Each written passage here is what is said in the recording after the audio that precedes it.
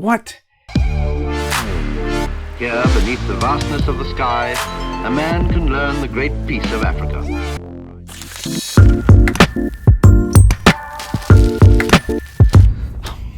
Right now, I'm in South Africa shooting an online travel course for a company called Bright Trip, founded by these two lovely humans.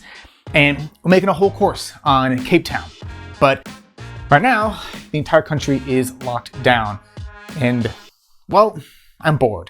So, in an effort to do some research for this course, I've been looking at lots of maps of South Africa. And as I was scrolling across Google Earth, I noticed this. This is the country of Lesotho.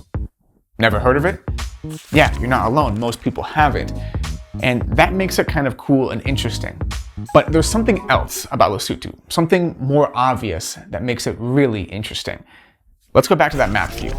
So this is the country of Lesotho, and if we zoom out, this is the country of South Africa. Lesotho lives inside South Africa. Yeah, it's a country inside another country. What? I had to learn more. And it turns out this geographical phenomenon is called an enclave. And there are only two other examples of this particular type of enclave in the world. The other two are the Vatican and the Republic of San Marino. Both are in Italy and both pale in comparison to Lesotho in terms of size and population. Lesotho has close to 2.1 million people living there, whereas San Marino only has 33,000, and the Vatican has like a mere 825 people. So even amongst enclaves, Lesotho stands out.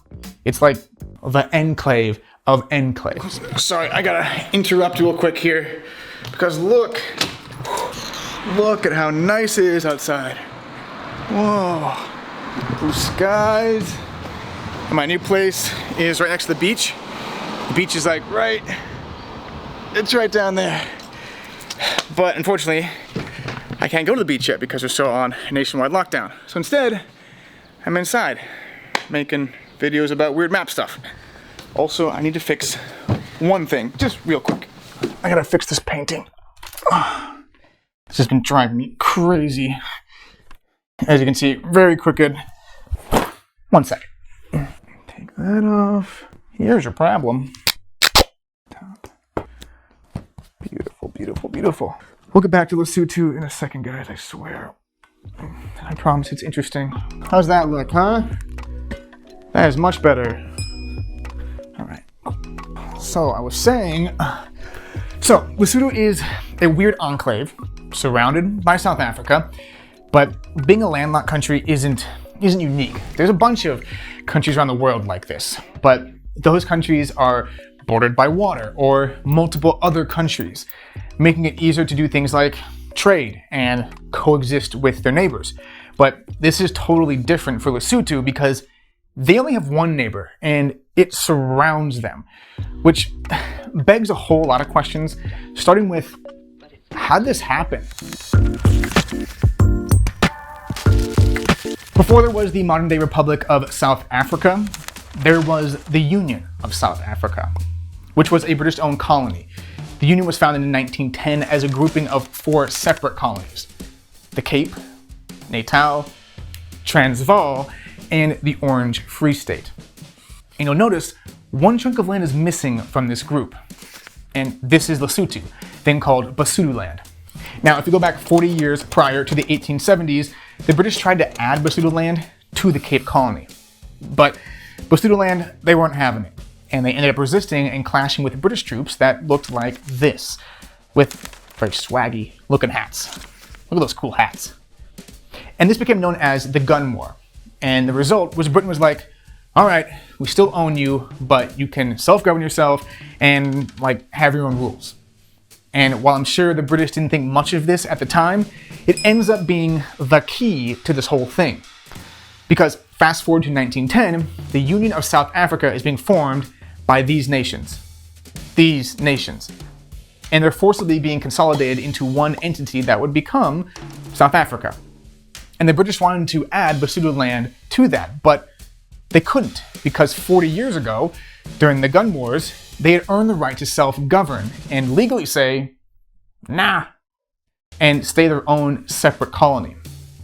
So they were still owned by Britain technically, but just weren't part of this new South African country, which is super interesting, and how it eventually became its own country. And today, Britain doesn't own Lesotho. In 1966, they declared independence, and still to this day remain a separate, independent nation. But that was then. This is now. What is Lesotho like today? So today, Lesotho is a country of about 2.1 million people and are ruled by a king, this guy, and an economy based on agriculture, livestock, manufacturing, and mining. The country itself is very rocky and mountainous and beautiful, and a decent amount of the population are farmers who live in small villages and towns. Now, one of the cool things about Lesotho is that it is the highest country in the world. 80% of it is over a mile above sea level, and you can see from this map, it pretty much towers over the rest of the neighboring land. And it's why Lesotho is called the Kingdom of the Sky. And while they have had their disagreements in the past, in recent years, South Africa has made it fairly easy for the two countries to work together. Lesotho relies heavily on South Africa for workers and economic trade, and it makes sense that Lesotho's largest city and capital, Maseru, is right on the border of South Africa. People are constantly going back and forth between the two countries. But honestly, I really don't want to make this an economics lesson because to me, Lesotho's economy isn't what makes it interesting. So I decided to go back on Google Earth and trace the border, looking for weird oddities. For example, I know between Canada and the US there are some weird border enclaves and pieces of the US that are in Canada. Or in India, there's some really weird stuff going on with countries, inside countries, inside countries. Truly bizarre border stuff.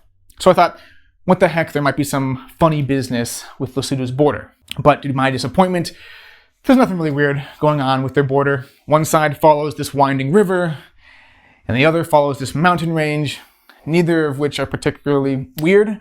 So that's kind of where the story ends. Okay, I'm calling Anastasia. Hey, how are you?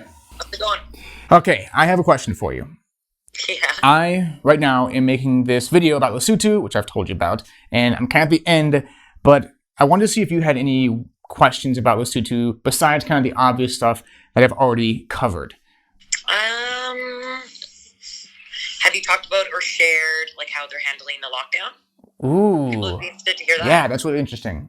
Okay, I like that. All right, I'm gonna finish this video, and as soon as I'm done, I'll call you back. Thank you so much. Glad I could help. All right, bye. Bye. Ooh, good question, Stage. So, as I mentioned, South Africa has closed all of its borders in response to the COVID-19 pandemic, and no one's allowed in or out of the country. But what does that mean for Lesotho? Let's find the answer to this question. Let's go Lesotho border lockdown. Okay, so South Africa has 11 borders with Lesotho and have closed all but 5 of them during this lockdown. So it shows you how reliant Lesotho is on South Africa. They're pretty much at their mercy for a lot of things, and it shows the problem of being a country inside of a country. Very interesting.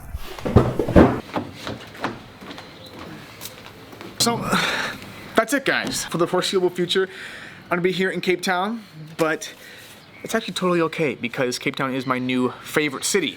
And if you wanna know why, go check out some of the past videos. Let me know if you've liked this video. Put in the comments below because this is really fun making, and if you guys enjoyed it, I'd like to make more videos just like it. But that's it. Like, subscribe, do all that stuff. And also, if you want to learn more about some cool and weird map stuff, I'm gonna put 2 links in the description that I think you'll really enjoy. But that is Lesotho, and that is where I'm gonna end it. So I will see you in the next video. Peace.